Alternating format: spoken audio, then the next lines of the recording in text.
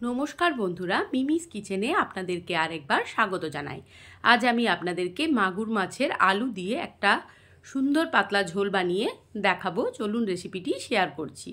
আমি মাগুর মাছগুলোকে ভালো করে নুন, হলুদ আর কাঁচা সর্ষের তেলে মাখিয়ে নিচ্ছি, কারণ যেহেতু আঁশ ছাড়া মাছ তো প্রচুর পরিমাণে এটা ফাটতে থাকে।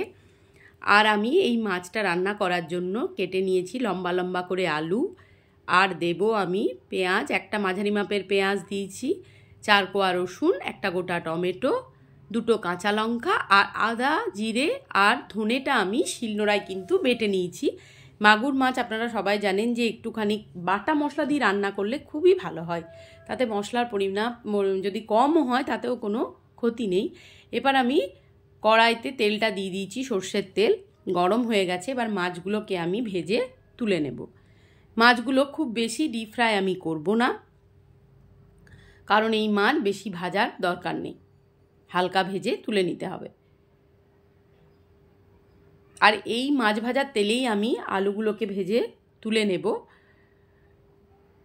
সেটা আমি আর ভিডিওতে দেখাচ্ছি না, কারণ ভিডিওটা বড় হয়ে যাবে, তাই আমি ওটা দেখাবো না। একটু উল্টে পাল্টে দিচ্ছি। এবারে আমি মাছগুলোকে তুলে নেব। আর এরপর আলুটাও আমি ভেজে তুলে নিয়েছি, কিন্তু সেটা আমি আর দেখালাম না। ওই তেলের মধ্যে আমি আর একটু তেল অ্যাড করলাম। এবার আমি ফোড়নের জন্য নিয়েছি গোটা শুকনো লঙ্কা, তেজপাতা আর গোটা জিরে। ফোড়নটা গরম হওয়া অবধি অপেক্ষা করতে হবে। তারপর আমি যে মাঝারি সাইজের একটা পেঁয়াজ টুকরো করে কেটে রেখেছি কুচিয়ে, আর 4-5 কোয়া রসুন, সেটা আমি দিয়ে দিলাম। এরপর দেব আমি একটা গোটা টমেটো, সেটাও 4 টুকরো করে কেটেছি। পেঁয়াজ, টমেটো, রসুনটা ভালো করে ভেজে নেব।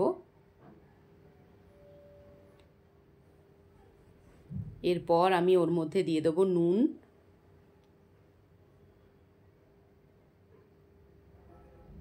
যাতে টমেটোটা একটু তাড়াতাড়ি নরম হয়ে যায়।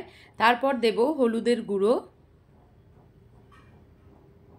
আর দিয়ে দিচ্ছি বাটা মশলাটা, আদা, ধনে আর জিরে একসাথে আমি বেটে রেখেছিলাম, আর তার সাথে দিয়েছিলাম একটা পাকা লঙ্কা আর 2টো গোলমরিচ।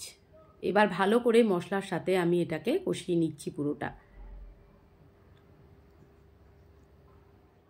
মাগুর মাছ এমনই, বেশি মশলা বা বেশি থকথকে গ্রেভি টাইপের রান্না ভালো লাগে না, এটার পাতলা ঝোলই ভাল লাগে।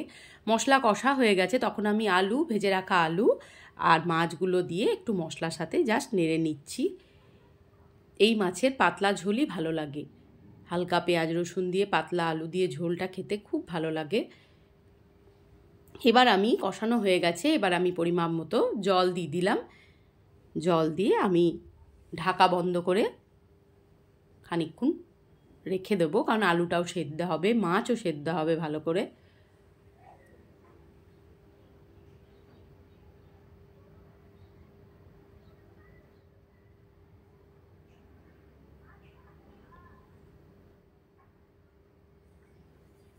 এবার আমি ঢাকা বন্ধ করে দেব।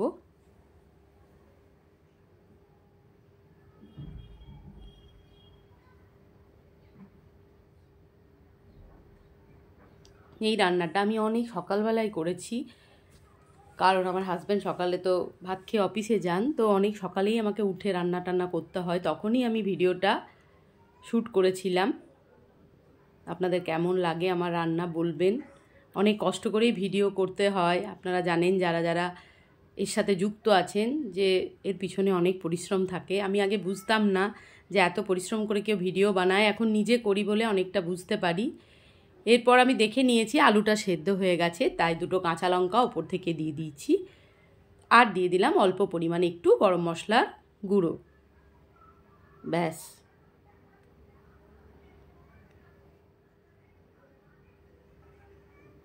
তৈরি হয়ে গেছে আমার মাগুর মাছের ঝোল আলু দিয়ে।